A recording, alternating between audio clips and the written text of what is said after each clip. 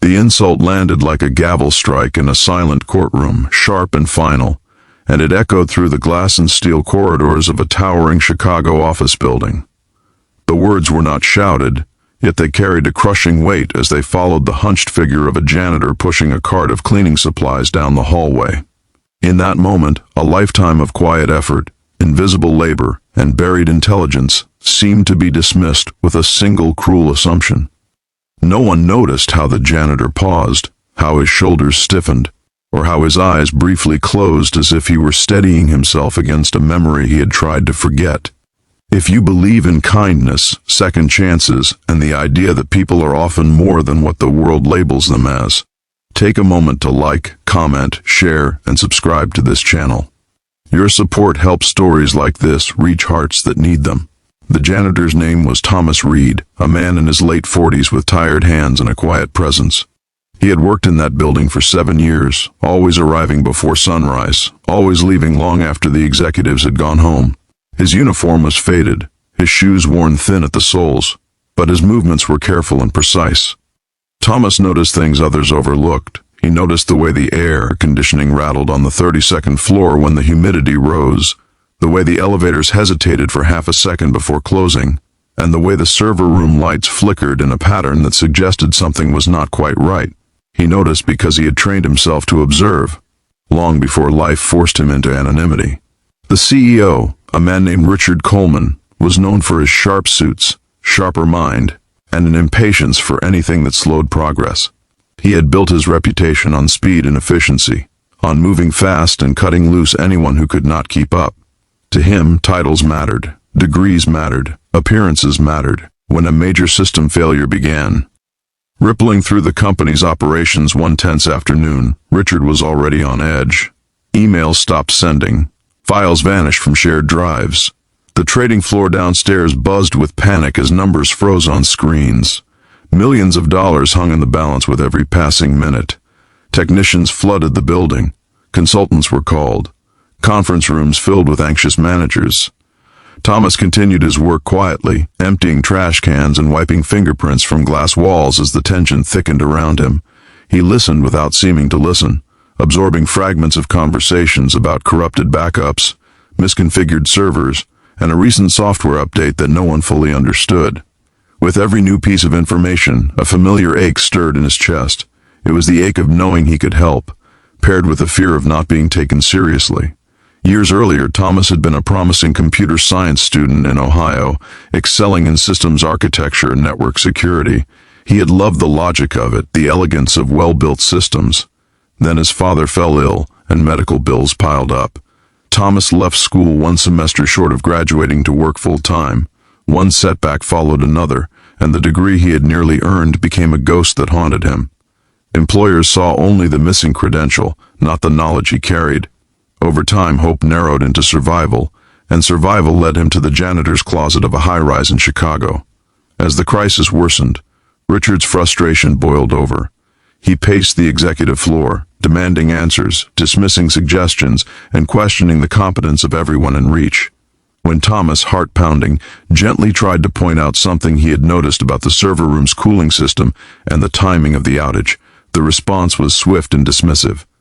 Richard's words cut deep, reducing Thomas to his uniform and his lack of a framed certificate on the wall.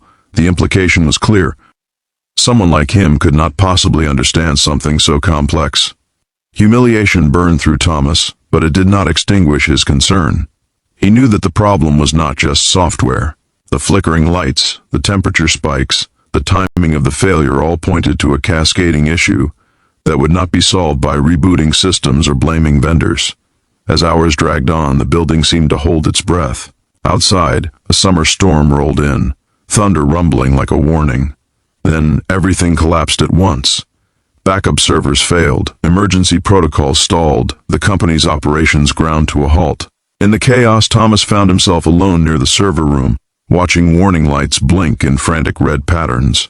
He realized that a temporary manual override, something he had studied years ago and later seen implemented in older systems, could stabilize the network long enough to prevent permanent data loss. It was risky, unapproved, and required physical access that only someone in his position conveniently had. With a steady resolve born of years of being overlooked, Thomas acted.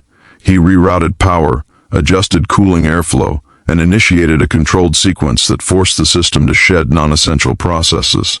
Sweat soaked his uniform as alarms blared and then slowly quieted. One by one, lights shifted from red to amber to green. The building seemed to exhale. Minutes later, screens across the company flickered back to life. Files reappeared. Transactions resumed. The crisis that had threatened to cripple the business was suddenly contained. Word spread quickly, confusion giving way to stunned relief. When Richard was finally informed of what had happened and who had done it, disbelief washed over his face. He followed the trail to the server room, where he found Thomas sitting on the floor, exhausted, his cart of cleaning supplies beside him like a silent witness. The realization hit harder than any quarterly loss. The man he had dismissed, the one he had reduced to a missing degree, had just saved the company. In that moment, the hierarchy that had seemed so solid felt fragile and wrong. Richard saw not a janitor, but a professional who had been carrying unrecognized expertise all along. Shame mingled with gratitude as he understood the cost of his arrogance. In the days that followed, everything changed. An internal review confirmed Thomas's actions had prevented catastrophic damage. Executives who had never learned his name now spoke it with respect. Richard, forced to confront his own biases, made a decision that would ripple through the company culture. Thomas was offered a formal position in IT operations, along with support to finally complete his degree if he chose to. More importantly, he was offered an apology that acknowledged the harm of being judged by appearances alone. Thomas accepted the role, not out of pride, but out of a quiet sense of justice. He walked into his new office wearing the same humility he had always carried, but with a lighter step. He still arrived early, still noticed things others missed, but now his voice was heard.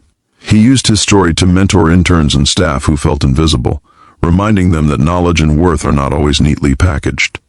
If this story has touched your heart, if it has reminded you to look twice at the people around you, and to question the labels the world assigns, please take a moment to like, comment, and share this video. Your engagement helps spread messages that matter. Before the story ends, we invite you to comment below about a time you or someone you know was underestimated and proved the world wrong.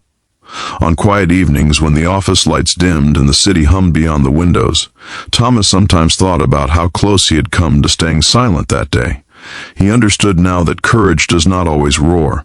Sometimes it pushes a cleaning cart down a hallway, carrying knowledge, resilience, and the power to change everything, waiting for the moment when being ignored is no longer an option.